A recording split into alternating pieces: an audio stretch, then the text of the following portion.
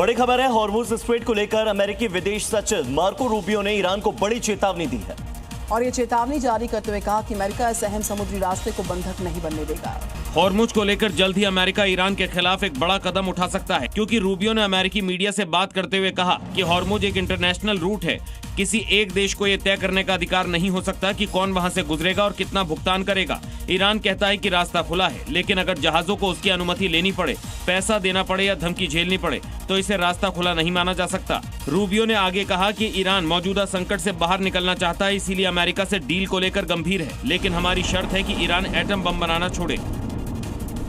White house ने राष्ट्रपति Donald Trump को फांसीवादी बताए जाने पर निशाना साधा। व्हाइट हाउस ने साफ कहा कि डोनाल्ड ट्रंप को फांसीवादी बताने वाले बयान हिंसा को उकसाते हैं। 2 साल में ट्रंप पर तीसरी बड़ी जानलेवा कोशिश। प्रशासन ने दावा किया कि इतिहास में किसी अमेरिकी राष्ट्रपति को इतनी बार गंभीर हमलों का सामना नहीं करना पड़ा। तो वे अफगान की सीमा पर बढ़ते हमलों ने क्षेत्रीय हालात को बहुत ही संवेदनशील कर दिया है। कुनार में मिसाइल हमलों में बच्चों समेत कई लोगों की मौत हुई, जिसके बाद गुस्सा भड़क गया, जबकि पाकिस्तान पर संप्रभुता के उल्लंघन के कई गंभीर आरोप भी लगे।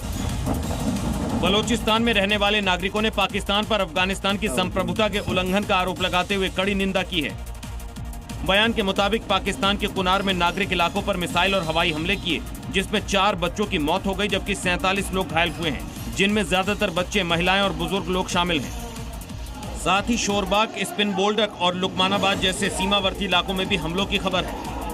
इजरायली सेना का बड़ा दावा सामने आया। उत्तरी गजा पट्टी में पिछले कुछ महीनों में 14 किलोमीटर लंबी टनल का जो नेटवर्क है वो नष्ट किया गया।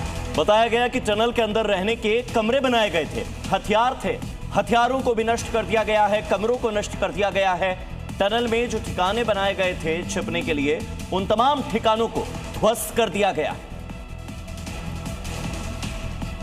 जर्मन चांसलर फ्रेडरिक मर्ज ने साफ कह दिया कि अमेरिका के पास ईरान की युद्ध से निकलने की कोई स्पष्ट रणनीति मौजूद ही नहीं है। उन्होंने चेतावनी दी है कि ईरानी नेतृत्व की वजह पूरा देश अपमानित हो रहा है। इस वजह से यूएस के पास कोई रणनीति दिखती नहीं है, जर्मन चांसलर की ओर से कहा गया।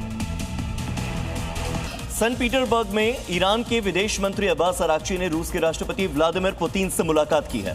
यह बड़ी खबर सामने आ रही है। पुतिन ने जल्द ही शांति की उम्मीद जताई है और कहा है कि ईरान इस मुश्किल दौर से जल्द ही उबर जाएगा।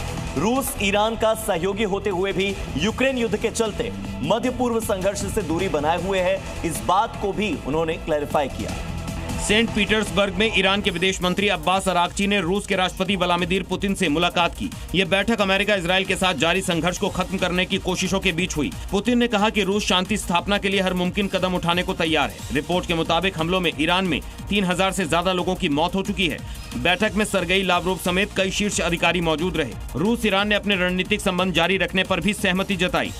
ईरान से समझौते में आ रही जो रुकावट है उसको लेकर ट्रंप नेशनल सिक्योरिटी अधिकारियों के साथ बैठक करने वाले हैं और इस मुलाकात में आगे उठाए जाने वाले जो तमाम कदम हैं उसको लेकर चर्चा संभव है। हो सकता है ट्रंप इस बैठक में ईरान पर फिर से बमबारी का फैसला ले सकते हैं, क्योंकि सीजफायर को लगभग 3 हफ्ते होने वाले हैं। फिर भी दोनों देशों के बीच बातचीत बेनतीजा रही है, क्योंकि तेहरान की ओर से संघर्ष खत्म करने के लिए दिया गया नया प्रस्ताव वॉशिंगटन की तय शर्तों के मुताबिक नहीं है।